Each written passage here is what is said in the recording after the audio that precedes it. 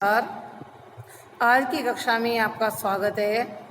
आज हम संत कबीरदास द्वारा रचित साखी की व्याख्या पढ़ेंगे।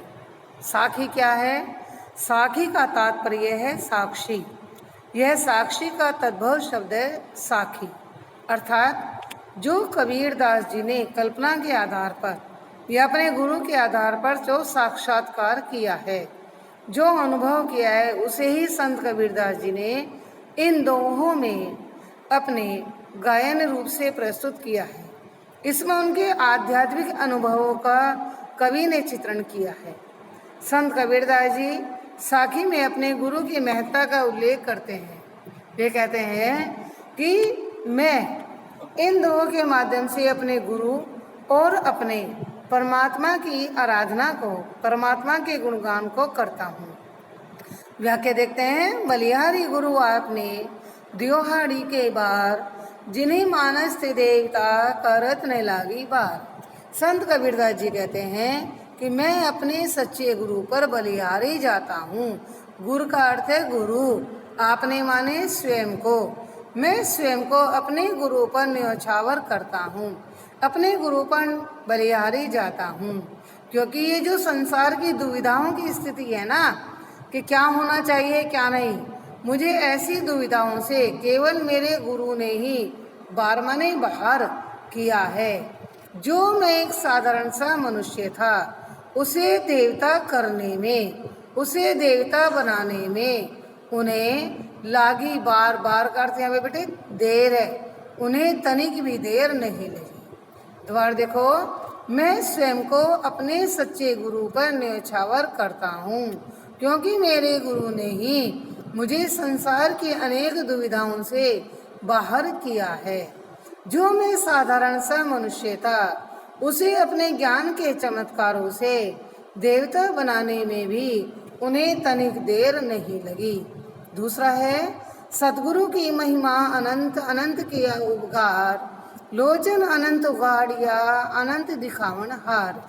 अब यहाँ कबीरदास जी ने कहा है, मेरे सच्चे गुरु, सदगुरु माने सच्चा गुरु, मेरे सच्चे गुरु की महिमा मूल्यता भी अनंत है। मेरे सच्चे गुरु के अंदर इतने अधिक गुण हैं, इतनी अधिक विशेषताएं हैं कि वे असंख्य हैं। मैं उन्हें कभी संख्याओं में व्यक्त नहीं कर सकता। अनंत किया उपकार, उपकार का तात्पर्य बेटे कृपा करना है, एहसान करना है। अनंत माने असंख्य, और मेरे गुरु ने मेरे जीवन में मुझ पर असंख्य उपकार किए हैं। मेरे मन के नेत्रों पर जो अज्ञानता का एक पर्दा छाया हुआ था, उसे भी उन्होंने ही उतारा है। या अनंत का अर्थ गहन गंभीर पर्दा जो पड़ा हुआ था, उसे भी उन्होंने ही उतारा है, उघाड़िया उतार दिया है।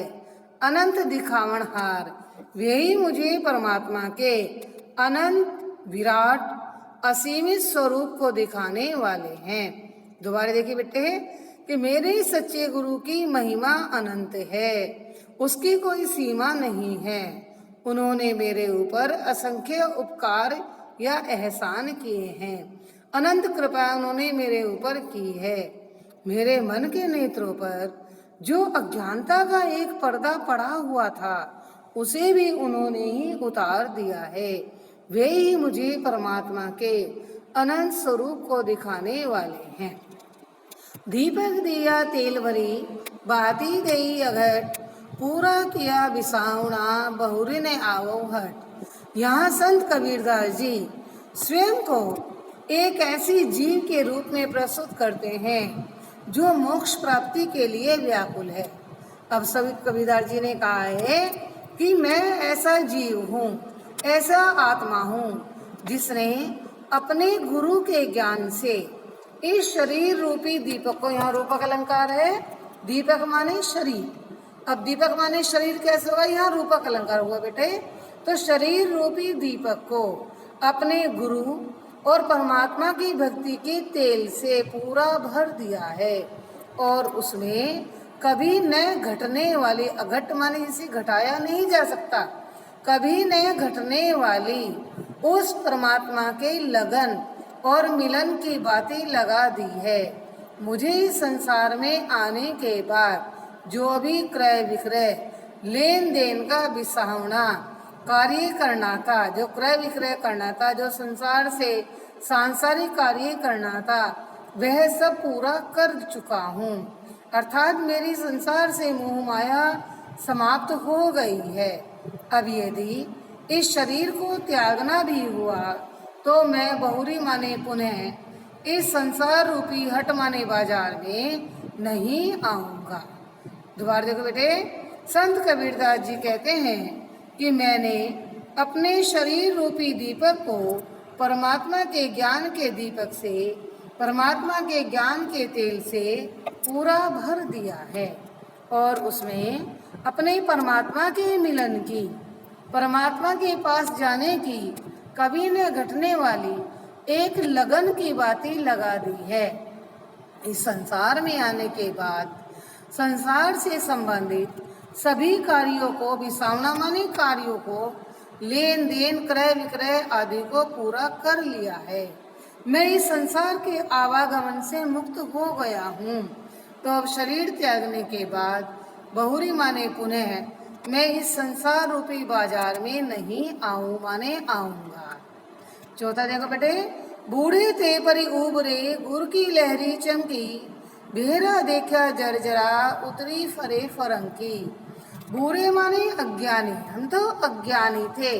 परी माने अचानक उबर गए, उबरे माने ऊपर उठ गए, उबरे माने उबर गए यानी ऊपर उठ गए, क्योंकि हमने गुरु माने गुरु की लहर चमकी, गुरु की लहर को देखा। अब गुरु की लहर क्या है? हमने गुरु के ज्ञान के चमत्कारों को अनुभव किया। हम गुरु के ज्ञान की लहर को मन से अनुभव करने लगे, तभी तो इस संसार में डूबते हुए अचानक ऊपर उठ गए और हमने देखा कि जीवन रूपी जहाज तो अत्यंत जर्जर है, टूटा फूटा है, नश्वर है, नष्ट होने वाला है। तो गुरु के ज्ञान से हमने इसे उतार कर उस परमात्मा की ओर फेंक दिया। अर्थात गुरु के ज्ञान के चमत्कारों का कवि ने इसमें चित्रण किया है। दोबारा देखो बच्चों, हम डूब रहे थे कि अचानक गुरु के ज्ञान की शक्ति रूपी लहर हमें दिखाई दी और हम ऊपर उठ गए। हम संसार से मोक्ष की ओर चलने लगे, क्योंकि हमने जीवन रूपी जहाज को, भेड़ा माने जहाज, जीवन रूपी जहाज को जर्जर देखा, नश्वर देखा, नष्ट होता हुआ देखा, तो उसे संसार से उतरी माने उतार कर उस परमात्मा की ओर फेंक दिया। पांचों देखो, चिंता तो हरि नाम की और न चिंता दास, जे कुछ चितवे राम बिन सोई काल के पास। हे मानव, इस संसार में आकर यदि तुझे कुछ चिंता करनी है, कुछ सोचना है, कोई चिंतन करना है, तो मात्र ईश्वर के नाम की ही चिंता करो। नाव माने नाम, ईश्वर रूपी नाव की चिंता करो। ईश्वर रूपी नाव में सवार हो जाओ, ईश्वर के नाम का ही चिंतन मनन करते रहो, क्योंकि और ईश्वर की अतिरिक्त जो चिंताएं हैं वो तुम्हें अपना दास बना लेती हैं और तुम संसार के मोह माया में फंस जाते हो। इसलिए हे वह सब राम को लेकर सोचो, परमात्मा को लेकर सोचो, क्योंकि परमात्मा के बिना जो कुछ भी सोचते हो वह सब तो नश्वर है, तुम्हें मृत्यु के समीप ही ले जाता है। अगला देखो बेटे, तू करता तू भया, मुझ में रही न हूँ, बारी फेरी बली गई, जित देखूं तित तू। यहाँ संत कबीरदास जी कहते हैं कि हे मेरे प्रभु, हे मेरे गुरु, मैं तो केवल तुझे तुझे रात दिन भजने से, तुझे रात दिन पुकारने से मैं तो तेरे में ही भया, तेरा ही रूप समाहित कर गया, तुझे ही ग्रहण कर गया। मेरे अंदर मेरा अपना अहंकार, मेरा अपना अस्तित्व ही कहीं खो गया। और जैसे ही बारी माने दृष्टि, मेरी दृष्टि तेरी ओर गई, तो मैंने दृष्टि को जैसे ही घुमाया तो मैं तो तेरे अलौकिक स्वरूप पर बलिहारी गया, स्वयं को निछावर कर गया और देखा कि चारों ओर जिधर भी देखा मुझे उधर तू ही तू दिखाई देने लगा। अगला देखो बेटे, दोबारा देखिए सही। हे मेरे प्रभु, मैं तो तुझे ही रात दिन पुकारता रहा। तुझे पुकारते रहने से मुझ में मेरा अहंकार, मुझ में मेरी हूँ समाप्त हो गई, और जैसे ही मैंने दृष्टि डाली वैसे ही मेरा जीवन तेरे पर निछावर हो गया, और जिधर भी देखा मुझे उधर तू ही तू दिखाई देने लगा। सातवां दोहा देखो बच्चों, कबीर सूता क्या करे काहे न देखे जागी, जाके संगते बिछुड़िया ताही के संग लागी।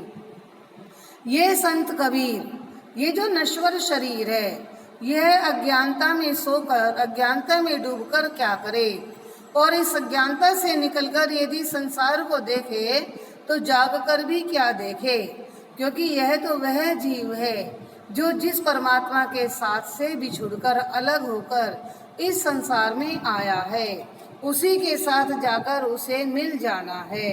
तो जब जीवात्मा का परमात्मा से एक संबंध है, एकाकार संबंध है, तो उसे सांसारिक विषय वासनाओं से कुछ लेना देना नहीं होता।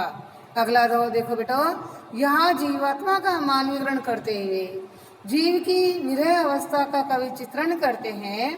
कैसो कही कही कूकिए ना सोइए असरार, रात दिवस के कूकने कबहू लगे पुकार। यहाँ कबीरदास जी कहते हैं, हे मेरे जीव, कैसो माने किस प्रकार, कहीं कहीं पुकार पुकार कर, बोल बोल कर तुम रात दिन कूकते रहते हो, रात दिन पुकारते रहते हो।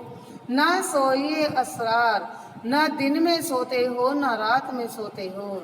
हे मेरे जीव, हे मेरे प्राण, तुम्हारा रात दिन का यह पुकारना, यह बोलना कभी तो तुम्हारी पुकार परमात्मा तक पहुंचाएगा और तुम्हें उस परमात्मा की प्राप्ति हो जाएगी। बच्चों, इन दोहों के आधार पर आपके प्रश्न उत्तर आते हैं। प्रश्न आता है, पद्यावतरण आधारित प्रश्नों के उत्तर दीजिए। आप इस व्याख्या को बार बार सुनेंगे और अपना पद व्याख्या का अभ्यास करेंगे। कल की वीडियो में हम शेष आगे की साखी पदों की व्याख्या करेंगे। ठीक है, इसे तैयार करें। धन्यवाद।